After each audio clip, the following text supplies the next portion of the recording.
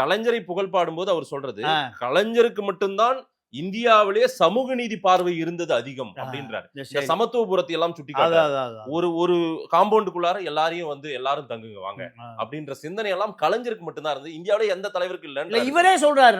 நான் சொல்றதெல்லாம் நான் கடை வாங்கிலாம் சொல்ல, அண்ணன் திருமா சொன்னதான் சொல்றேன். பல கூட்டங்கள் நானே கேட்டிருக்கேன். இல்லாத திராவிடம் இருக்கிற தமிழ் தேசியத்தை அடிமையாக தமிழ்நாட்டில் ஆட்சி நடத்துக்கிறேன்னு சொல்றாரு கருணாநிதி உயிரோடு இருந்த காலத்துல. நல்லா நாடி நோக்கி சொல்லட்டுமா? இல்லாத திராவிடம், தமிழ்நாட்டை இல்லாத திராவிடம் இருக்கிற தமிழ் தேசியத்தை அடிமைப்படுத்தி ஆட்சி நடக்கிறதுன்னு அவரே சொல்றாரு திருமா. உண்மையும் அதுதான்.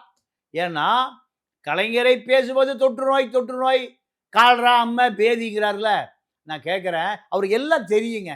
அவரை விட எனக்கு தெளிந்த அரசியல்வாதி யாரும் இல்லை. தேவைக்கு பேசுறாரு. அருமை நல்ல கேள்விதான். ஏன் பேசுறாருன்னா, வைகோ போய் என்னுடைய இளவல் ஸ்டாலினை முதலமைச்சர் நாற்காலியில்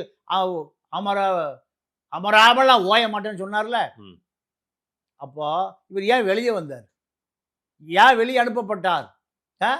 பலமுறை முரசொலிமாரங்கிட்டையும் கருணாநிதிட்டையும் பலமுறை தன்னுடைய நேர்மையை, தன்னுடைய தியாகத்தை எத்தனை முறை நிரூபிச்சிருப்பார். யாருக்கிட்ட? கருணாநிதி குடும்பத்திட்ட. வைகோ. அப்புறம் ஏன் தூக்கி வெளி விரட்டி விட்டாங்க? சரி, கொலை பண்றாயா அப்படின்னு விரட்டி விட்டாங்க. இப்ப அதே வைகோ என்ன பண்ணாரு?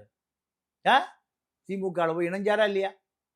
இணைந்து என்ன பண்ணார்? மறுபடியும் என்ன பண்றாரு? மீண்டும் தளபதியை நான் தளபதிக்காகத்தான் விரட்டப்பட்ட நபர் வைகோ.